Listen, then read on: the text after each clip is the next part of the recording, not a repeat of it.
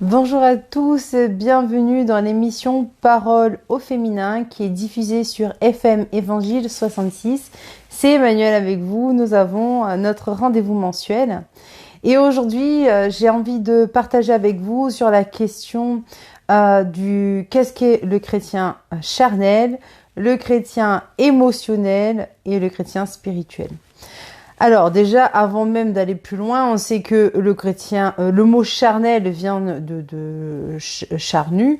Donc dans le grec, permettez-moi de prendre ma petite note, je ne parle pas grec. Alors dans le grec, charnel, ça veut dire sarkikos et sarkikos signifie charnu.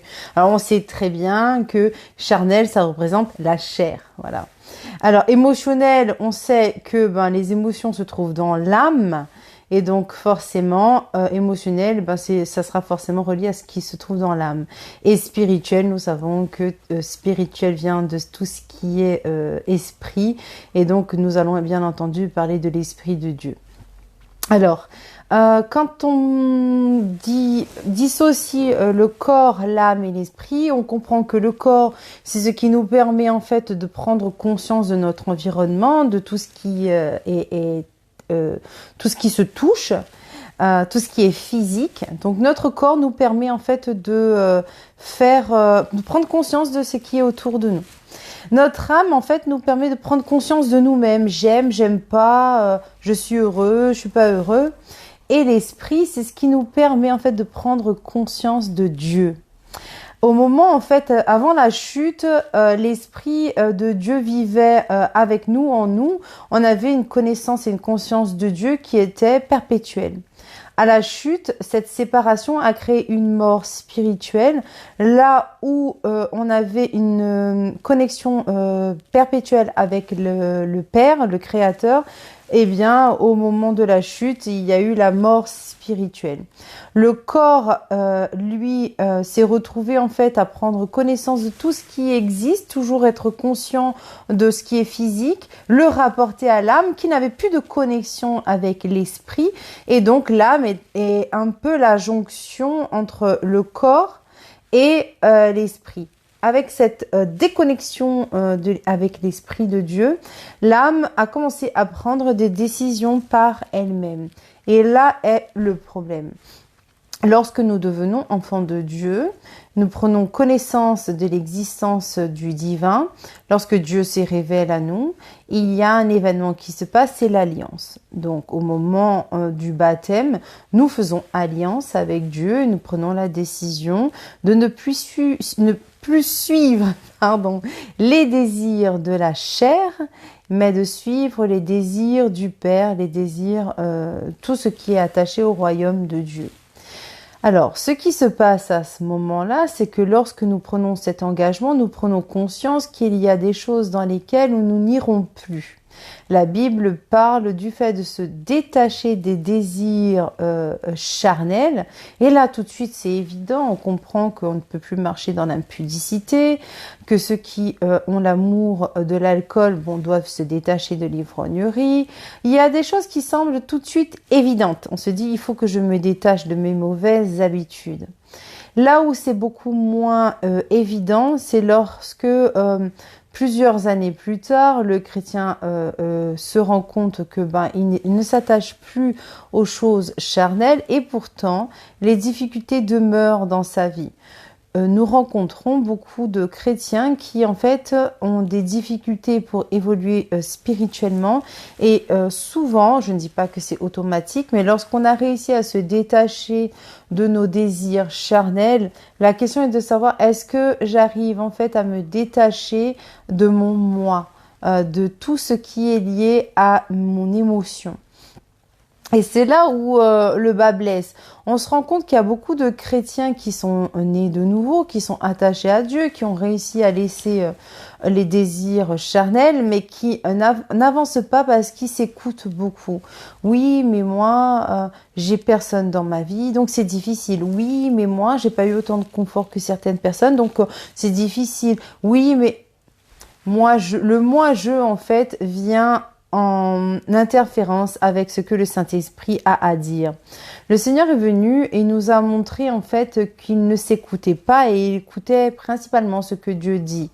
Nous avons donc là une opposition entre l'âme et l'esprit. Le corps, lui, il suit ce que l'âme lui dit, mais si l'esprit n'est pas soumis, si l'âme n'est pas soumise à l'esprit de Dieu, le corps en fait est dans une lutte et je crois bien que si on ne fait pas mourir l'âme à la croix, le corps va vite prendre le dessus. On voit que dans 1 Corinthiens 3, du verset 1 à 3, Paul dit ceci. « Pour moi, mes frères, je n'ai pu vous parler comme à des hommes spirituels, mais je vous ai parlé comme à des hommes charnels, comme à des enfants en Christ. Je vous ai donné du lait à boire, je ne vous ai point donné de la viande, car vous n'étiez pas en état de la supporter. Et même présentement, vous ne le pouvez pas encore, parce que vous êtes encore charnels. » Donc on voit que là, Paul parle à des frères en Christ, mais il leur dit, voilà, vous êtes encore trop jeunes spirituellement pour comprendre les choses spirituelles. Donc, qu'est-ce qu'on peut comprendre là-dedans? C'est qu'il y a en fait une certaine croissance à avoir pour commencer à comprendre les choses spirituelles. Ça veut dire que le chrétien charnel, c'est celui en fait qui vient de naître de nouveau, qui est encore attaché au plaisir, au désir de la chair, qui n'a pas encore rompu avec les habitudes de sa vie passée et qui a du mal à comprendre les choses spirituelles.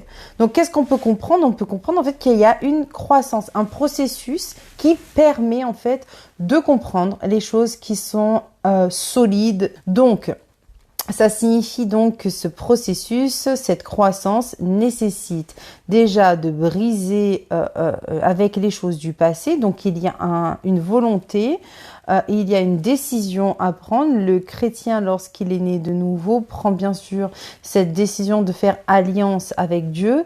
Et cette alliance nécessite une rupture avec les habitudes du passé. Les habitudes du passé sont physiquement visibles, mais ce qui est un piège, c'est que émotionnellement parlant, on a aussi des attaches, des habitudes qui sont ancrées dans l'âme, avec lesquelles on doit aussi avoir une rupture. Quelqu'un qui a une habitude de se plaindre constamment, là, en fait, il ne rend pas gloire à Dieu. Le chrétien émotionnel écoute ses émotions, écoute ses envies, et si tu passes ton temps à tourner autour de ce que tu n'as pas, de ce que tu aurais aimé avoir, en fait, premièrement, tu nourris ton corps d'une émotion qui n'est pas juste devant Dieu, c'est-à-dire que forcément ça va abattre ton âme. Quand on dit j'ai l'âme abattue, on voit bien que le corps suit. Celui qui a l'âme abattue, il est en dépression, il mange pas ou il mange trop. En fait, il s'écoute tellement que du coup tout son corps suit une mouvance. Oui, on est tripartis, corps, âme et esprit, mais on fonctionne de façon unitaire. Donc, si on est constamment en train de s'écouter et écouter ce qui ne va pas, eh bien, le problème, c'est qu'on ferme la porte à ce que Dieu a à nous dire, on bouche ses oreilles. Et en plus, le problème, c'est que du coup, tout le corps est abattu. Il y a vraiment une nécessité à couper avec les mauvaises habitudes, oui, mais aussi couper avec notre façon de trop nous écouter. Si on passe trop de temps à s'écouter, on finit par tomber en fait dans un cercle vicieux. Et cela vient en fait nous fermer à ce que le Saint-Esprit veut nous dire. Alors c'est quoi le cercle vertueux dans ce cas? Eh bien premièrement, j'en reviens toujours à là, mais dans la Genèse, on voit que Adam et Ève, avant la chute, étaient tout le temps en communication avec Dieu. Cette communication était aisée pour eux puisque l'Esprit de Dieu était tout le temps avec eux. Donc, il n'y avait pas un travail qu'ils devaient faire. Nous avons besoin de nous réconcilier totalement avec l'Esprit de Dieu. Nous avons besoin de prendre des bonnes habitudes pour reconnaître la voix de Dieu. La Bible dit mes brebis ne se perdent pas parce qu'elles reconnaissent ma voix. Donc, pour la reconnaître, il faut savoir l'identifier. Et pour l'identifier, il y a un travail que nous devons faire qui est de lire la Bible pour reconnaître en fait comment Dieu parle, la prière pour justement marquer que on cherche la voix de Dieu, on cherche à le reconnaître, on cherche à comprendre qui il est. Donc la lecture de la Bible et la prière, c'est juste la base en fait. J'ai fait beaucoup d'études sur pourquoi en fait il est bon de prier, de jeûner et de lire la Bible.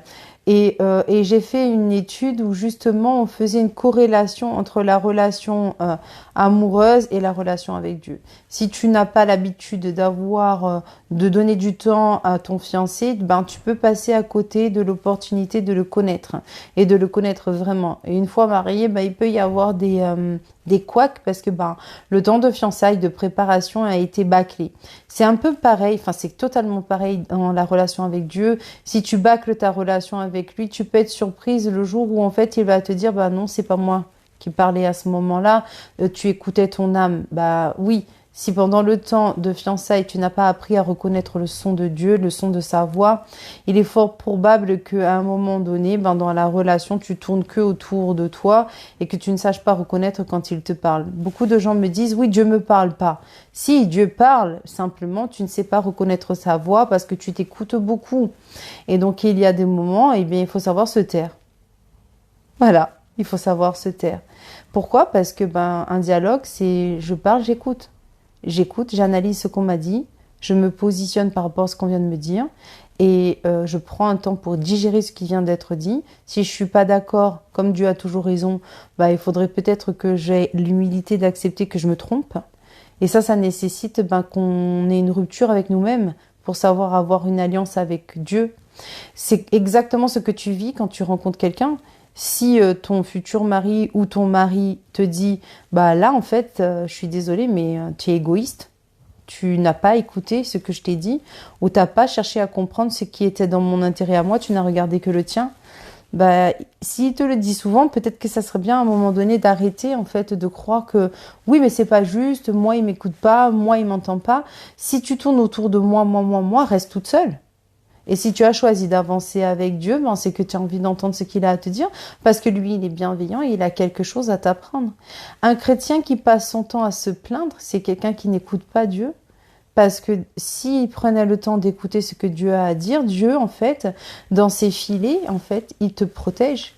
Il a dit, il te protège comme la prunelle de ses yeux. Jésus n'est pas allé à la croix pour te laisser souffrir. Donc, si dans ta vie, il y a une souffrance qui perdure, Dieu a quelque chose à t'apprendre dans cette souffrance. Il a quelque chose à te dire dans cette souffrance.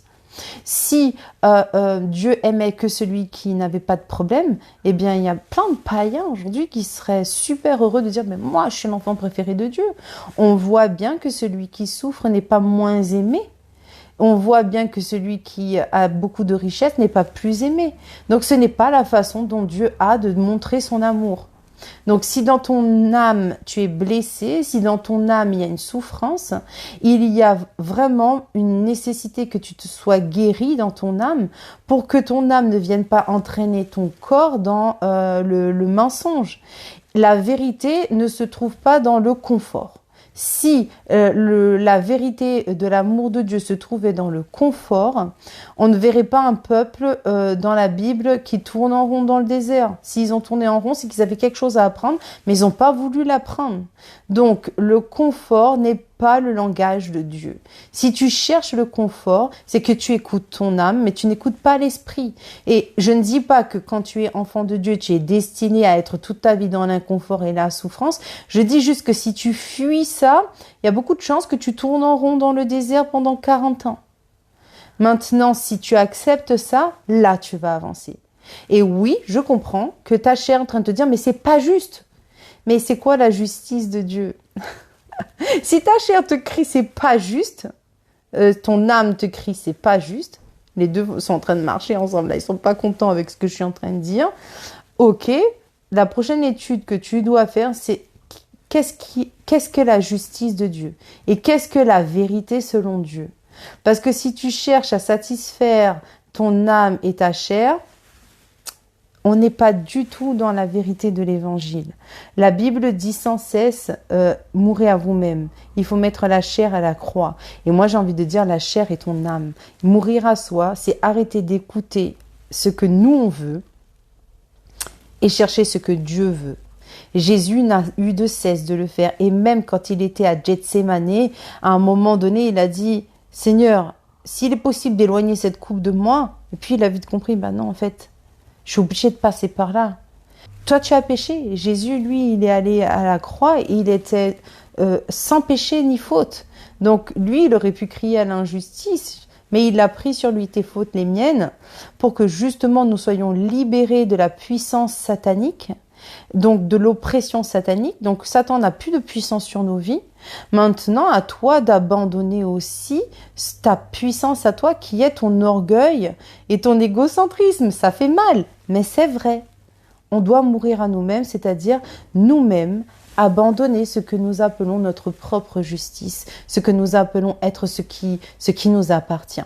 Si tu crois que tu mérites quelque chose, le problème c'est que si Dieu te donne pas, tu vas le traiter de menteur et d'injuste. Je répète ça.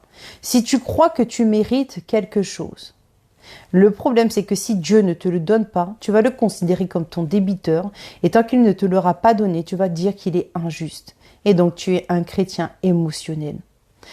Être un chrétien spirituel, c'est admettre que Dieu ne nous doit rien du tout.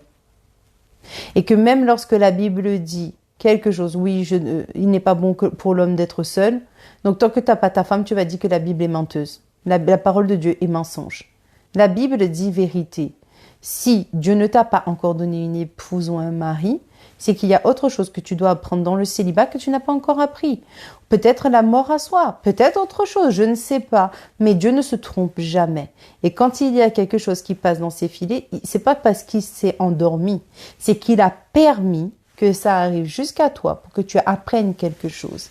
Et si ça, tu peux pas l'admettre, le problème, c'est que tu vas tourner en rond dans le désert. Je me répète parce qu'il faut que tu l'entendes. Donc le chrétien charnel, c'est celui qui est encore en train d'obéir à ses désirs charnels. Il a envie, il veut ça, il veut ça. Le chrétien émotionnel, c'est le chrétien capricieux. C'est-à-dire que lui, il s'écoute avant d'écouter ce que Dieu dit. Il veut des choses et il estime qu'il les mérite. Donc, il tourne autour de lui-même. Et le chrétien spirituel, c'est celui qui meurt chaque jour à lui-même. Et attention, on parle bien d'un processus et d'une chronologie. C'est-à-dire que il peut nous arriver de pécher. Mais c'est-à-dire que Dieu dit dans Jean, il dit, personne n'est sans péché. Par contre, le chrétien charnel qui reste tout le temps dans le péché, lui, il a choisi de ne pas grandir. Et c'est un handicap. On ne voit pas dans la nature quelque chose qui reste comme une graine. Si elle ne devient pas un arbre, elle est en train de pourrir, elle est morte. Un enfant qui ne grandit pas est handicapé. Ça n'existe pas, la nature nous parle. Donc le chrétien charnel qui continue à tourner autour de sa chair, est-ce qu'il y a eu une renaissance ou est-ce qu'il a même abandonné Dieu à un moment donné lui-même? Parce que nous sommes destinés à grandir. Le chrétien émotionnel, c'est celui qui croit qu'il est en Christ, mais qu'il est en lui. Je suis désolée de le dire, mais celui qui tourne autour de lui-même n'a pas l'amour de Dieu, mais l'amour de lui-même. Il considère que Dieu est son distributeur de bénédictions. Ça ne fonctionne pas comme ça. Nous sommes ses serviteurs. Jésus est venu, il nous a montré l'exemple. Il s'est fait serviteur de tous. Si tu veux être dans une position de roi et de prince, et si je sais que c'est très à la mode de le dire, oui, ok, dans le royaume de Dieu, tu as cette position. Tant que tu es sur la terre, tu es serviteur de tous.